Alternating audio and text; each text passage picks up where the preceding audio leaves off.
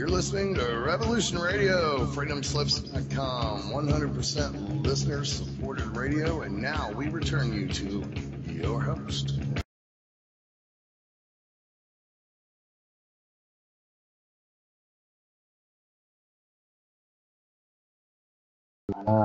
Is that Robbert joining us? Yes, can you hear me, John? Yes, Robbert, welcome. Yes. Well, we're now in the second hour of the show, and we've been waiting your arrival. This program is called Cognitive Resonance. We've migrated from the Morningstar Report, which was our rap, Scott and Johnny Webb, and introducing you generally to the public. And now we go into a program. A program is called Cognitive Resonance. What was cognitive resonance? Well, let me say that cognitive resonance was there as a witness at the beginning of time. It's the conscious faculty that recognizes light from darkness and truth from falsehood. And so in this program, we try to make sense of the nonsensical, the paradoxical, the paranormal. And I suppose that's why you're here at this time, Robbert. Robbert, Thank you. And I'm so sorry. My Skype was constantly. I noticed that. It's okay. It was not working, but I'm happy that I come through now. Very good. Yeah. Now you're in Amsterdam, correct? I'm near Amsterdam. I live in the Netherlands, nearby Breda and Roosendaal. Very good. Now, I would like you to tell me a little bit about your early life, because I recognize you as a very gifted psychic and UFO researcher, paranormal investigator, and by your own admission, contactee with alien intelligence, with an alien intellechy, as I call it. And Johnny Webb told us a little bit about your friendship and his knowledge of you. And I know Nancy, as I told the audience. I know Nancy for many years. I published some of her things on UFO Digest, and I became familiar with your work. But can you tell me about your early life and how you developed into a psychic, first of all? By the way, the Dutch have been known for being very powerful psychics for at least 100 years. And I remember one Dutch psychic who used to help the police find murder victims, Peter something, I can't recall his name. Yes, it was Peter Herkos. Peter Herkos, of course. Yes. He was a fascinating person, and he was able to help the police find murder victims and the killers as well. So that's how he came to fame, actually, and into my field of awareness. I'd like to know how you developed your psychology, which is psychism is part of a personal psychology. Either a person lets it in or it doesn't exist, right? For you and me, it exists, and for everybody in the circle, I'm sure. Yes, exactly. So tell me about your early life. Yes, I was born in Hoeven. That's a near village nearby Breda, and Etteleur and Roosendaal. It's in the Netherlands. I was coming normal on this planet through my father and mother. And I was starting normal, but I was see many things, and I was expected everybody was see that, and I was learn very quickly that not everybody see this. When I was go to school, then sometimes I was seeing people around people that was completely resonating in the light. There was almost light bodies around people. And I realized now that I was see angels and I was see dead people. And when I was go to my bed and my parents was going downstairs to relax, then I was see figures around my bed. And then I was yelling to my parents and asked them if they was see him, and then they were saying, no, we don't see him. And that was so frustrating. And later, then I was playing with a friend of me, and we was in the door open. The door was open, and I was see a man standing in it. And I was say to him, are you? And I was asking him, are you seeing that man standing there? And then he was saying, no, I see nothing.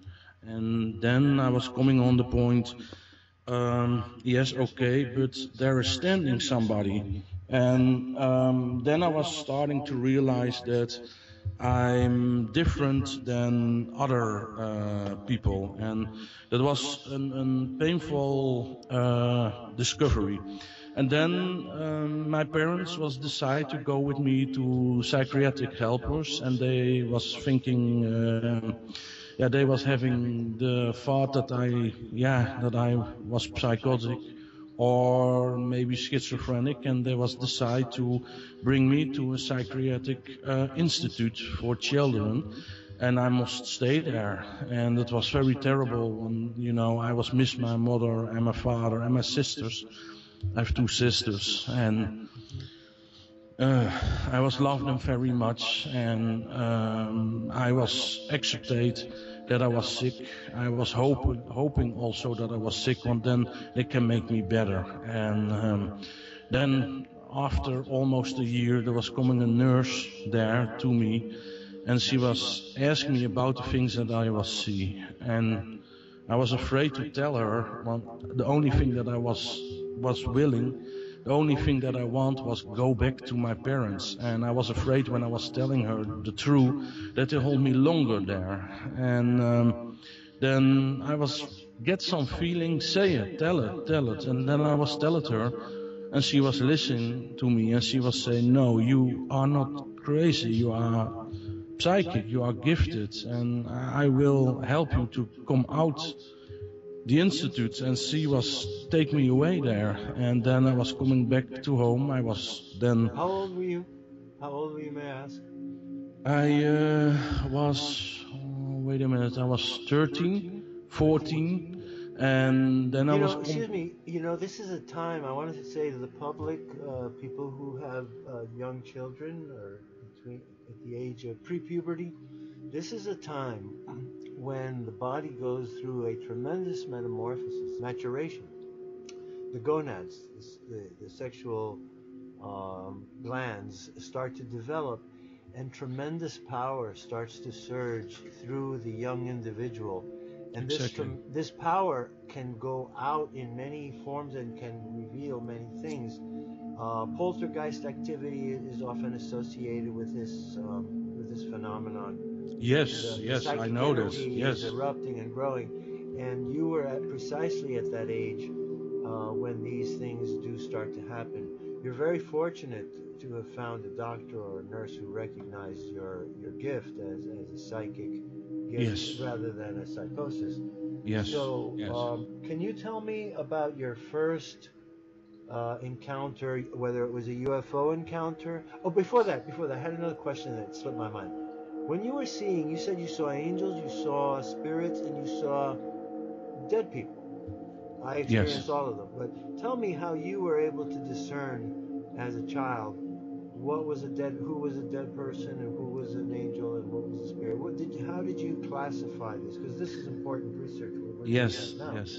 So interesting. Yes, interesting question. The whole point was that I was not classified them. I was a child, and I was having my childish naivety, and I was found it normal, the same like the birds that I was see, and I not know the names from the type of birds when I was a child. It was for me the dead people and the bodies that was giving light, the angels. It was normal for me, and I was expecting that everybody was seated. And it was terrible when I was discovered that it was not, and I was feel myself dirty, and I was feel myself handicapped, and I was embarrassing, and I was learn to shut my mouth, to don't talk more about it. And sometimes I was do it, and when I was by my parents, I was feel myself emotional safe, and then I was tell what I was see. And the first UFO encounter, First I must say, later when the nurse was coming, I was classified more what angels was and what dead people are, and now I know what the difference is. But my really first UFO encounter was when I was 6 years old. I was playing outside and between the houses from the neighbors, and I was playing with a neighbor kid from me, and then I was seeing a big flying disc hanging. I can see it, remember me, still remember me, it's very clear. It was a white, very big, shiny disc, and it was coming a little bit down, and then it was coming a little bit up in the sky. It was hovering above the street. And then I was yelling, look, look, look, a spaceship, a spaceship. And then other neighbors was also see it and was coming out the houses and was watching to it. And they still remember what was happening there. They was see it on that moment. And then the UFO was disappear, and I remember me that I was feel when I was watching to it that I was feel that they was looking to me, and it was feel some sort of it was feeling like or they was observate me in some medical psychologic way, and From a I distance? Was this from a distance. Yes, that exactly. you were Exactly. targeted, that they were observing you, you felt that Yes, you were yes, being observed inside and out? exactly. Yeah, Yes, may I ask you a question? yes. Do you have green eyes, hazel eyes, or blue eyes? Or I have brown eyes? blue eyes. Blue eyes, Yes. okay. Because, you know, people with different eye colors see the world differently. I'll just leave it there. Please continue. Interesting, interesting. Yeah, they are a little bit blue-green by me, but That's blue why I is. asked you that Oh, the okay. green tinge. The green Interesting. Oh, I tinge was. is I. significant. I have met many, Ah. many insightful people who can see things. I can see things other people can't see. And the people who can see Yes. the things that I can see that other people can't see very often have hazel green eyes, which, by the way, both Robert Kennedy and John Kennedy had hazel green eyes. They are not blue. They're tinted blue in modern photographs, by the way. But I met Robert Interesting. Kennedy face to face, and I can tell you we were both shocked when we looked at each other's hook noses, hawk eyes, and green eyes staring at each other. Big Very teeth. interesting, and Yeah. he was a very big fighter for the disclosure and for going in Yes. space. So was his He was. brother.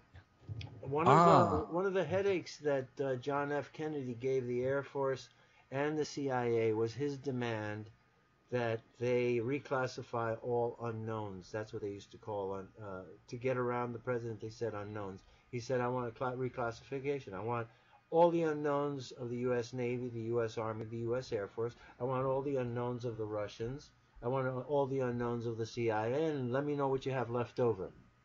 So by Wow. doing that, he was Wow. able to extract the secret programs, the secret space programs, Yes. ours, the Russians, the militaries, and then the leftover is who is the big question mark, you see?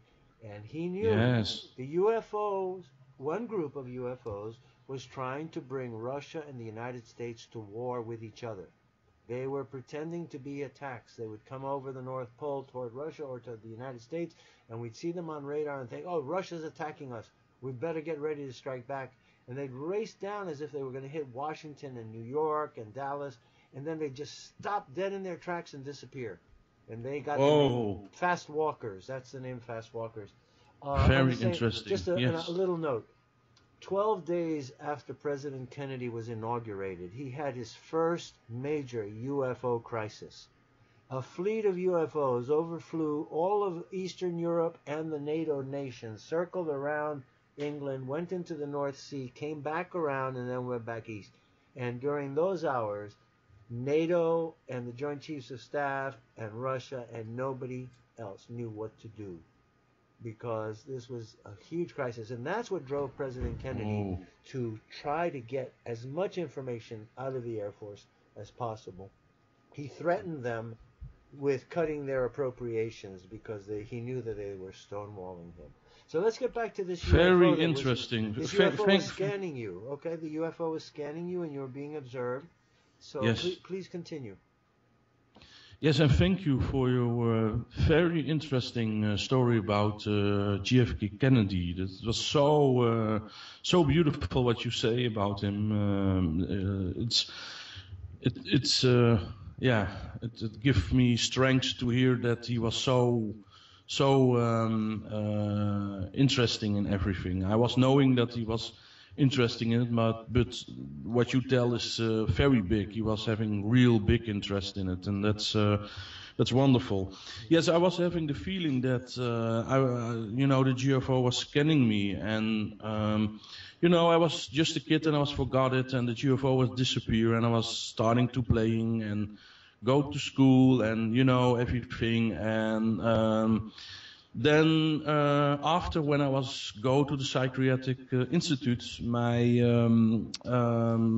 I was coming home and I was still again by my parents. And on one day, I was 15 on that moment, and it was in the 90s, 1995, and there was falling a sort of whelm from love and from peace over me, and it was so peaceful what I was feeling. I was feel some presence that know me exactly how I am. It feels like God, like the unique creator, the light, the source that have create everything and have give everyone the born right. It was so deep, the love, and then I was get images in my head, pictures in my head, that I must go to the nature place. And the nature place in Hoeven is a very wonderful place. You have there the Palingstraat, and you have beautiful fields there. And I took my bike and driving to the place, and then I was see from out my left right eye, I was see a light ball in the sky. I think the size from a football. It was a white blue light ball, and it was hovering there, hanging there, and then it was go behind the dike, and then I was hearing a sort of electrostatic noise, and then I was go with my bike on the dike. The ball was disappeared, the light ball was disappearing, but you was see 4 beautiful circles in grass, high grass. And that was the first time that I was so happy that all the things that I was see for years and other people cannot see it was show me now an example, a sort of stamp that everybody can see. The circles was there, and then my parents was make pictures, and we hold it still, and I was embarrassing. Maybe people was thinking that I was crazy, and that was the first time that I was see that a crop circle was forming. And after this crop circle, I have discovered, I think now, hundreds of circles in and around my living place, and different times I was witness how they was formed, sometimes by light balls, sometimes by UFOs. And first I was see itself only, and exactly all the time it was coming in the same way. I get a very restless feeling. I get pictures in my head from the field, from the place where the crop circle will come, and sometimes I see also exactly the form from the crop circle. And later, also Nancy Talbot, scientific researcher, well known, and was working with Dr. Levengood in the past. And she was hearing from me, and she was visit me in the Netherlands. And then she see also the lights coming around us house. And later, in 2001, she was witness with me, and she was seeing with me how a crop circle, a circle in the beans, was forming behind the house from my parents where I was living. And we was both see how the circle was forming. There was a big beam of light coming in the fields, and it was vroom, vroom, vroom. And she was see it, and I was see it both, with a big spiral in the light that was coming down and was create a circle, and that was make me so happy. There was a time that farmers, and it sounds maybe funny, but farmers was really thinking that I was make the crop circles, and that was hurt my feelings, of course. But sometimes some farmers was very disappointed when there was a crop circle, and they was very upset to me, and they was thinking that I was make it or my father was do it. But then Nancy was see it also, and that was make me very happy. When first she was a little bit skeptical, but now she was see itself, and that have make her a very deep believer in this crop circle phenomenon. Yes. Robert, let me ask you.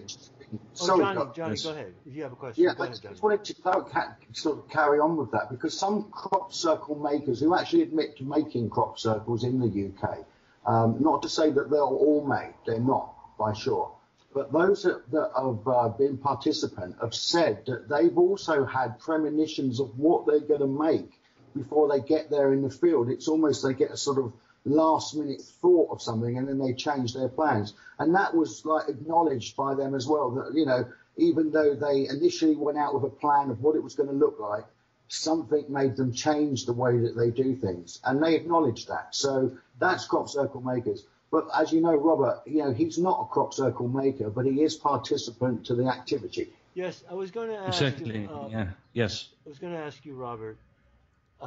It seems to me that you have had a download of some cosmic knowledge or intuition that you know where these things are going to go. Has this intelligence conferred upon you an ability to read a crop circle? For example, I can read Chinese. I've studied it for 40 years. I dedicated myself for many years to look at pictographs. And by learning the fundamental pictographs, 214 of them in Chinese, I can look at a Chinese word that I've never seen before, and I can understand it because of the constituents. Did they give you an ability to read a crop circle and what a crop circle says? And if so, tell us what they say. That's interesting, and interesting that you can read Chinese. That's one of the most difficult languages from the world, and also Dutch. They say it is very difficult language, but it is interesting that you have made a study from it. Dutch is harder than Chinese. Oh, really? That's interesting. Chinese is a very simple, easy language, folks. Honestly, they put the fear of you. Chinese was the easiest language I ever learned in my life. I picked it up in a year and a half, and 3 years later I was conversant in it. But then again, I did take jobs as delivery boy in a Chinese restaurant, so I could speak it on a daily basis with the family. But let me just say, that's just jesting aside. Yes. This idea, and when I said, can you read it, what I'm saying is, yes, impressions, right? I look at a Chinese character I've never seen before. I see the components. I get an impression. I know. I feel the meaning first. Then I understand it. Yes. Do you have anything like that with regard to crop circles? Because you've got a lot of pictures on your website, and I'm going to give the website in a second so people can understand what we're talking about. Go ahead, Robert. That's okay. Yeah, that's okay. Yes, sometimes I know what it means. Sometimes I get the message what the symbolic meaning from it is. But also many times not, and also many times I don't know what it means. What I only know is that the most important is the power and the energy that you feel from your heart in the crop circle. That's the most important. And the most important is also what's behind the crop circle, the dimension behind, the consciousness behind. And the symbols are sometimes also important, but most all the time it's the power that's behind the crop circles. Crop circles are a sort of psychologic positive intention suckers that you see from there is something going on. We have association, we call it association. And the association is created by the mind from people, and it gives structure and it gives a sort of comfort zone, psychologic, but it is not the true. It's not the reality. And the association that we have created is forming a sort of window frame.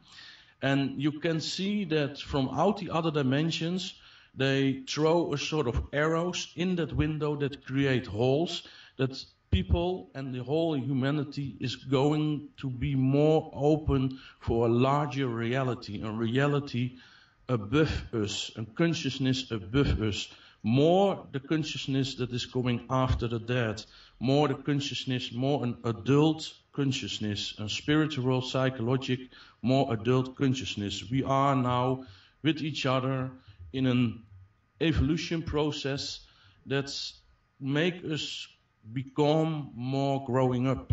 And then we are ready when we stop with discrimination, when we stop with war and chauvinistic things, then we are more ready to say welcome to the extraterrestrials worldwide, that they are part of us culture, part of us association and everything. And, and aliens look totally different sometimes as us, sometimes they look the same, but sometimes they look totally different. And when we stop with discriminations, we are more open. But the crop circles are very gentle. They don't come on the big apple, they don't destroy the psychological comfort zone, the safe area from the people. No, they come very gentle in nature places, in field, and then people can decide, or they will go to there, or they will believe in it, or they will not believe in it. But the people, they feel something, that they feel that they must go to the circles, or they must watch to the pictures. Mm-hmm. Yes, that shows that true. they get some relation with the other dimensions. Yeah. But the symbols, of course, they mean absolutely things. It's the language from the universe. Yes. Absolutely. While we're here, I would like to take this moment for our listeners, and I'm going to give you some time to open a window in your browser, and perhaps you'd like to see Robbert's webpage. It's www.Robbert with two B's, Robbert, Robbert, Vanden, VANDEN, and Broeke, BROEKE. I'll say it again. Robbert Vanden Broeke, ROBBERT, VANDEN, BROEKE.NL for Netherlands. And exactly. Yes. You say that very good. Many English-speaking people have trouble to say Robert van den Broek, but you say it in one time good. Perfect. Well, I know how to pronounce Dutch names. Yes. Actually, that's why honestly I told you, learning Dutch and German is harder than learning Chinese. There's no declension. Yeah. There's no conjugation in Chinese. One verb form for all the persons. So I, you, me, he, she, it, we, all, one verb, and it doesn't change with past, present, or future. They have signals to tell you whether it happened. If it happened, nice. It's in the past. They don't have a concept of the past like we do. Learning Chinese puts you into another world of space-time, because the way the people of China view timeline, or space-time, is very different than the way Westerners do. Now, with regard to messages, we're stuck in the West with messages that have to be in words. And you repeated something to me a couple of times in your description of the crop circles, and that is feelings. And that the crop circle can be communicating on a deeper level to the human being if we pay attention to the feeling that is being elicited by the crop circle. The second thing is the universal language. The universal language is geometry. Exactly. And that is, for me, in concept of alien contact.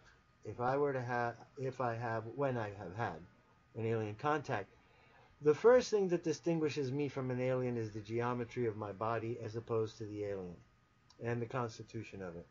Yes. Then there's body language. This is another problem that we have.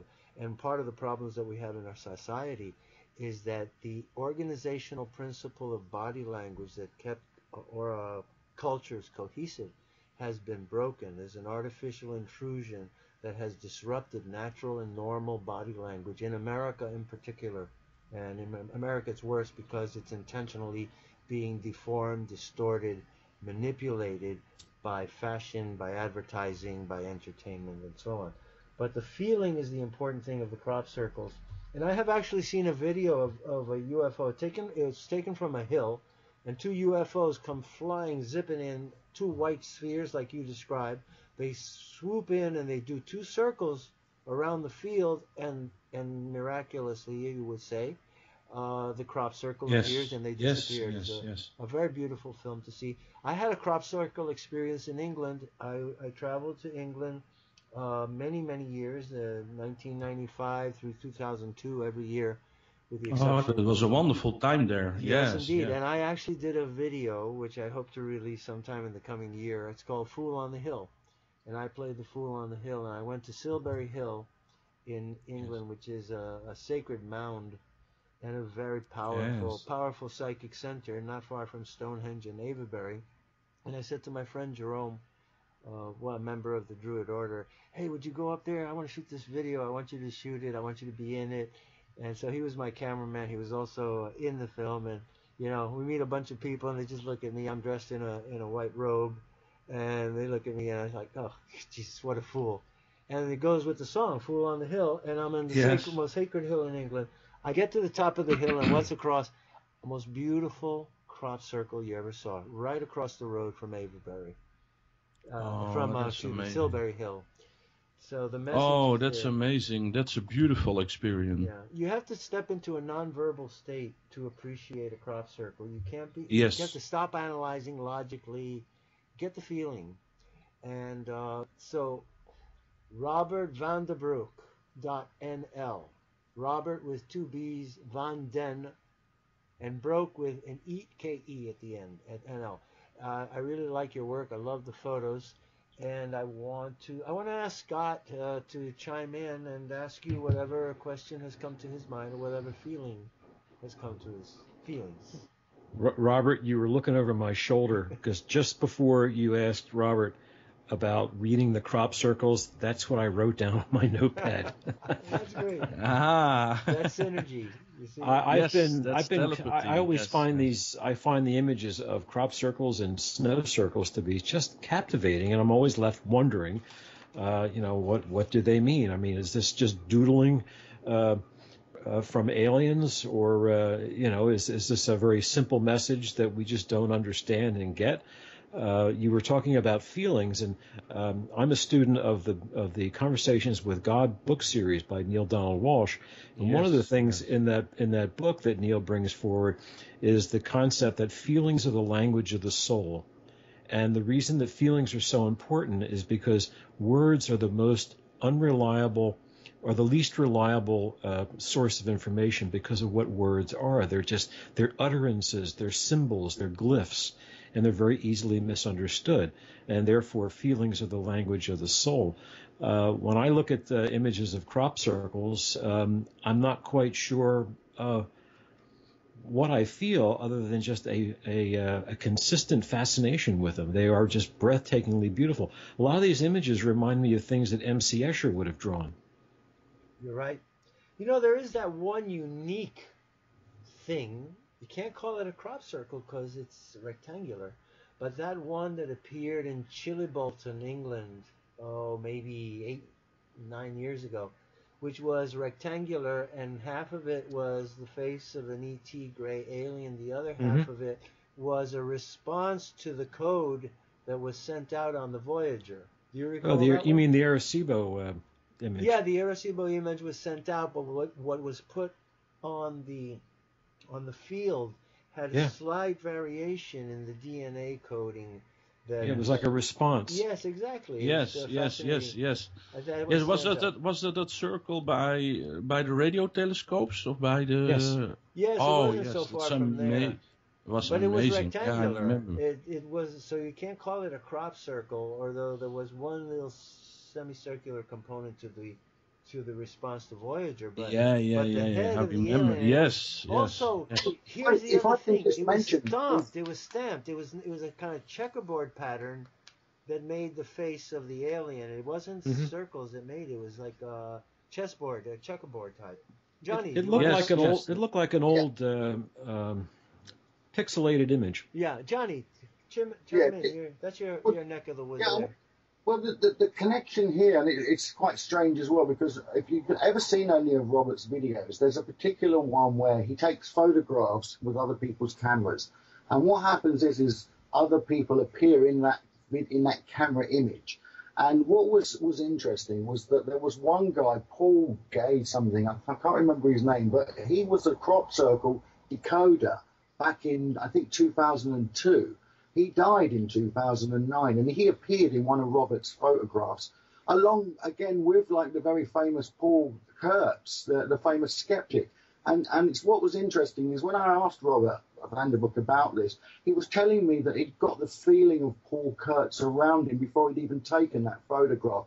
Robert, do you remember that time when you explained to me how you felt when you were given the presence of some form of Paul Kurtz, the skeptic? Can you just tell him about that?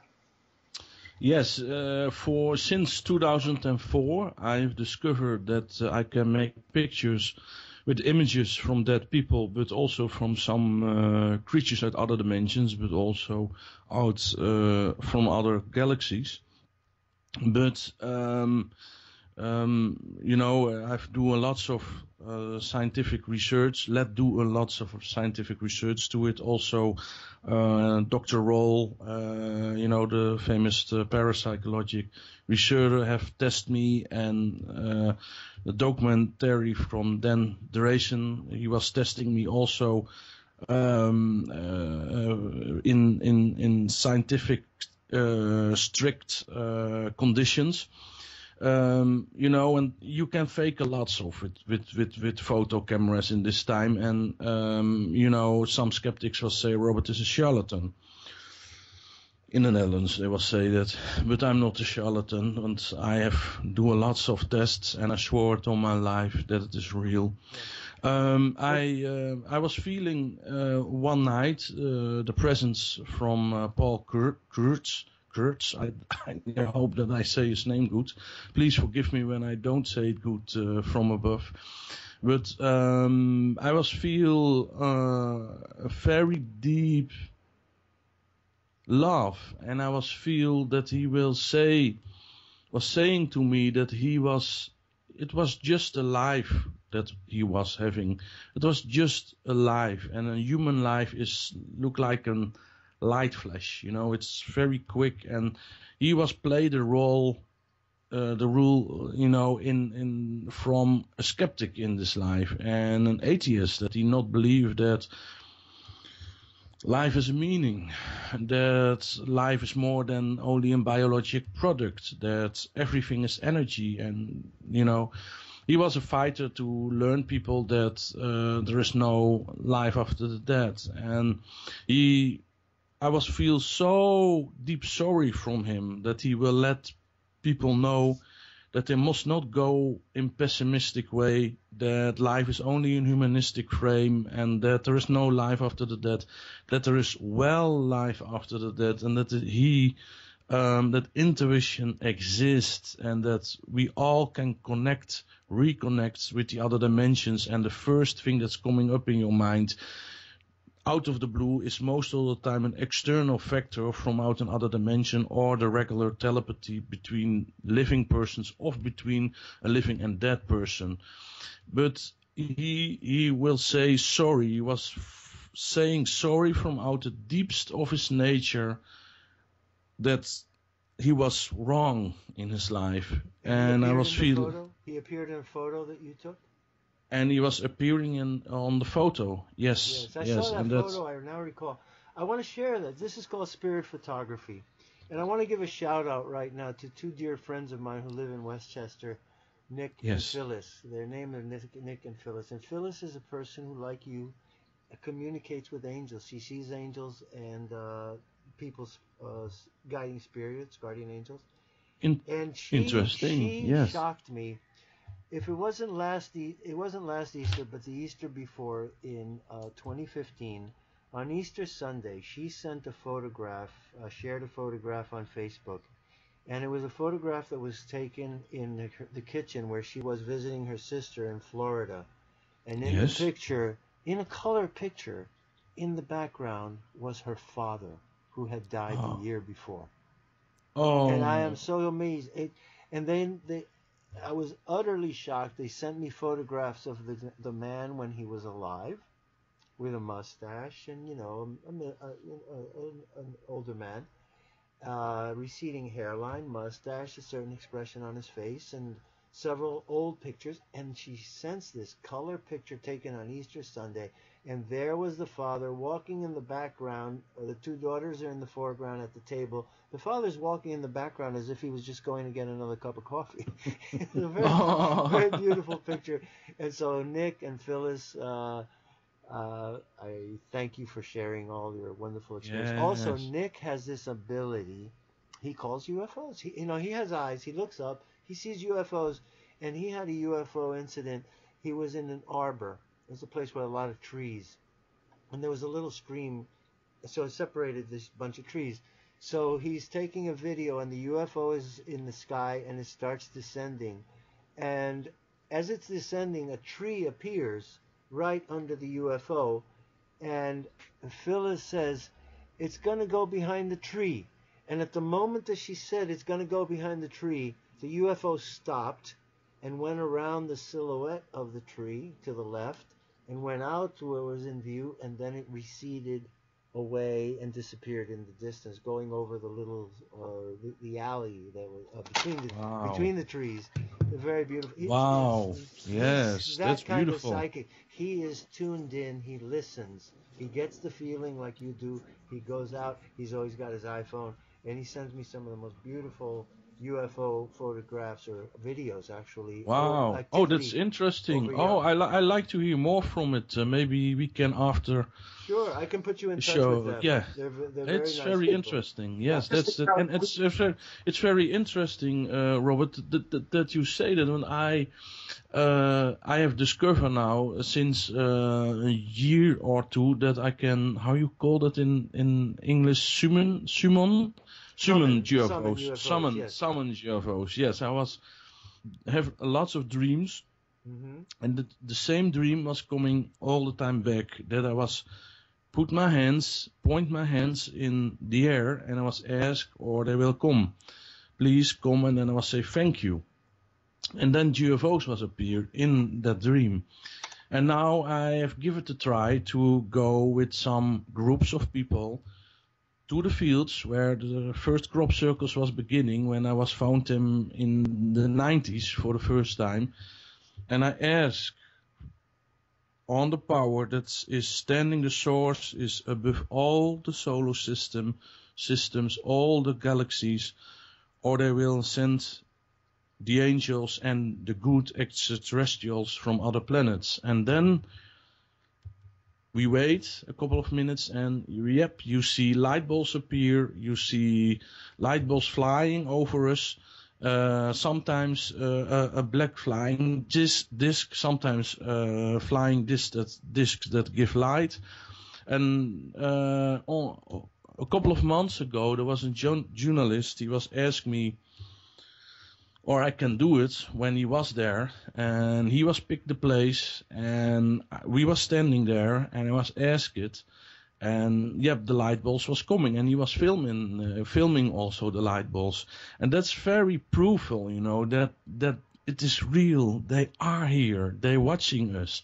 It's not something fuzzy philosophic. They are here, and when we will make contact from outer heart, and we will do good, we will help each other, we will be good for animals, good for nature, we will have a future with this planet, then they will show themselves and they will contact us. And I'm sure that more people can ask, or they will come, and when they are not afraid, they will come, but when you are afraid, they will not come. And, they have, yes. Well, actually, there's some that will come. There's some that do like you being afraid, and I wanted to ask Oh, you about yeah, that. yeah, yeah. You Some talk of about them, good yes. aliens, and of course, if you're talking about the good aliens, there is an inference that there are bad aliens. So I definitely have my categorization and my classifications of good versus bad aliens. And so I'm not into the space brother phenomenon. But I do believe that what you are exploring and expressing is an attempt by a certain group of benevolent aliens to educate us. And when we say education, we think automatically about science, knowledge, and logic and mechanical things. But I think the education that this particular group of extraterrestrial beings is exercising is emotional education, the feeling idea, the emotional body as a vehicle for self-expression. And I agree with you. If we cultivate these feelings and radiate them around us, we change space-time around us, and we change the events and the probabilities of events around us. And you know, right now everybody's worried about the end of the world and doom and gloom. And as I said, the Book of Revelations. And last week I had a show, and I said to people, listen, folks, I want you to remember that the Book of Revelations has a very happy ending. And I want you to concentrate on the happy ending and being part of the happy ending, and not the doom, the gloom, the dire. And of course, God, nature, whatever you believe in, determines our fate and where we are. And it is up to us, just as the people of Texas and the people of Florida have rallied around each other. I expect and I pray for the people of Puerto Rico to do that. And I pray and I expect the President of the United States to start sending airdrops of foods into central Puerto Rico, and maybe commandeer some cruise ships that are sitting empty someplace, and to put them in port and to temporarily house people on cruise liners while they try to rebuild their houses. So there's a lot of positivity all around us. Let's concentrate on the positive. If I could just interlude. Go ahead, Johnny. Go ahead, John. And with Roberts, actually, and our good friend, I forgot your name, sir, but I know that you're standing by there as the co-host. And it's Scott. Mm-hmm. Yeah, but I wanted to interlude by saying that the message of Jesus Christ was that no one comes to the Father in the flesh. And that means, you know, in the highest of source of light or whatever our personal beliefs and value is to our God, we can't come to him in the flesh, is what Jesus was saying. But what he meant by that is it's not that you have to die. It means that you have to go inward to your spiritual self, because that is the true vibration of aliens, of the way vehicles work. It's thought. It's your spiritual, supernatural self, your two parts, your physical body and your spiritual body. And you have to wake up to the spiritual body. And then you can have your earth. You can, yeah, that's true. I agree with it. Yes. I agree with it. Yes. Since we're talking so much about Robert's photos, I would like to share with our listeners, if you go to Robert's website, and again, that's ROBBERTVANDENBROEKE. If you go to his website, I actually found two different versions. One is in Dutch. Is that the correct one? And there's another one that's in English. But if you go to his website and you look at the toward the top of the homepage, on the tab that's on the far right side, you'll see one that says photos, and on the Dutch one it says FOTOs, but that's photos.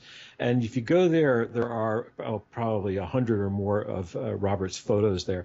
And also, since we were talking about crop circles, while we were engaged in that, I found a website called temporarytemples.co.uk, and there's a page on there with a collection of crop circles from 2017.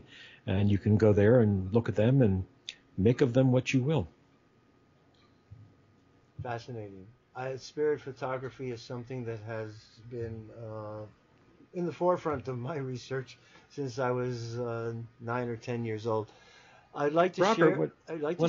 Robert, when I look, our guest Robert, when I look, I'm looking at your photos, and like the ones of angels and the John Lennon. Is that what you see, or is that what comes up in the photographs? Do you see it like that, or is that just what? Are you surprised when you look at the photos and go, "Oh wow, look at that"? Both sometimes both, but sometimes not.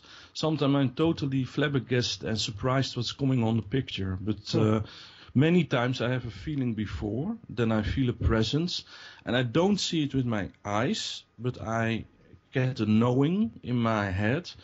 The same when you think in the way that you must go to the supermarket to buy some bread or milk. And then I see an image for me, and then sometimes I feel the soul, the spirit. Sometimes I can smell the person, how he was smelling when he was living on this planet. And then I feel an enormous passion to take my photo camera and make pictures. You feel an and urge. I have this yes, but I have discovered when I'm bored or when I don't know what I must do, and when I took my camera to try to get something on the picture, I was or when you want sensation, then it's not coming, and it's only coming when it means something, when it has a reason, and that shows also that it is not an ordinary dimension. It's something from reality. It's something with a psychological plan or something. It's that's my meaning. That's my personal experience. But parapsychologic, it's interesting. But you can think: is it the mind from Robbert that created, or is it something external that's coming through him? That's a question. Parapsychologic. Yeah, Robbert, this is very interesting. You said the word I was going to ask you, because I have a friend who lives in Virginia. His name is Thomas Waters. And yes. He is an excellent photographer, and he sends me more UFO photographs and clusters of UFOs in his photographs than anybody else I know in the country. And I get a lot of photographs. He sends me photographs several times a week. I asked him how he does it. I asked him, Thomas, how do you do this? You have an uncanny psychic ability to do this, that you go out and you capture these UFOs in your photos all the time, and other people just can't get a single one. And he said to me, I know you're going to think I'm crazy, but I think I can smell them. He said, I smell something in the air. It smells remarkably fresh and energized. Yes. When I smell that smell, yes. I go out, I start shooting the sky. He doesn't see the UFOs. He just shoots the sky. Click, click, click, click, click. And there they are. And I said to him, you know what? That may be ozone. A UFO has an electromagnetic field around it. It ionizes air around it and a lot of ozone. So if a person can learn to smell the UFO, coming for you, Robert. A lot of good pictures. I hear it. I hear them. They think, oh my goodness, he's starting to be crazy again. Well, I hear the alarm. Yes, they will take me away from the interview. Well, if you listen long enough to this show, you'll be able to tell the difference between ambulances, police cars, fire engines, and low-flying helicopters. That was an ambulance. The police have a different. Oh, okay. They sounds different in America than in yes, the yes, they do. Absolutely. Yes. That's Robert, can you quickly tell us about your John Lennon photos? They're very peculiar. Go ahead, Robert. Yes, that's very interesting. Filmmaker William Kazecki was visit me to make a documentation about the pictures, about crop circles, and then a good friend of him was coming on the picture, and when he was filming, he was hand me the camera, he was give me the camera, but then I was feel very strong, very peaceful, almost extraterrestrial consciousness around me. And then I was feel only peace. I was feel peace. I was smell flowers. I remember me that, but I was feel also a lot of consolation. I was feel that John Lennon was consolate me, that he was consoling you, a sort of yes, that he was a sort of friend, that he from don't give up, stay. Try to bring things out. Don't be afraid. And I was not realized exactly on that moment that it was John Lennon, but I was feel a type of presence that was so sweet and constellate me. And then I was get the name John, and I was making pictures, and we was watching back, and then I was discover really that it was John Lennon. And John Lennon is a very spiritual person. He was having contact with extraterrestrials, Yes, and indeed. he was. And they left him an egg. Do you know that they left him an egg? Yes, I know that golden egg. That golden egg. And you know who has it? Uri Geller. Uri Geller has it. Yes, I broke that story on Coast to Coast, and nobody knew who had the egg, you know? So I told the story on Coast to Coast about 4 years ago. And Uri Geller came out and admitted he shows the egg. It's really a marvelous story. We're about to come to the end of the show. I just want to warn everybody, at 5 o'clock we're going to come to the end of the show. But let's keep chatting. I don't hear the regular music that usually... I haven't heard any music through the 2 hours. I know. Well, they're letting us have our gab fest over here. But I wanted to say, John Lennon looks very friendly and happy and beautiful in your photograph. Yes, he is very happy. He is very happy on the other side, and he's working. I visited the site where he died just a week ago with some friends, and we visited the Imagine Circle in Central Park. And then I had the great fortune of seeing Paul McCartney in concert, and it was a historic and a life-altering experience for me. And we should all be grateful that we lived in the time of the Beatles. Anybody want some closing remarks? We've got about a minute. I don't hear the music. So, Johnny Webb, would you closing remarks, and then we'll have Robert and then Scott, okay?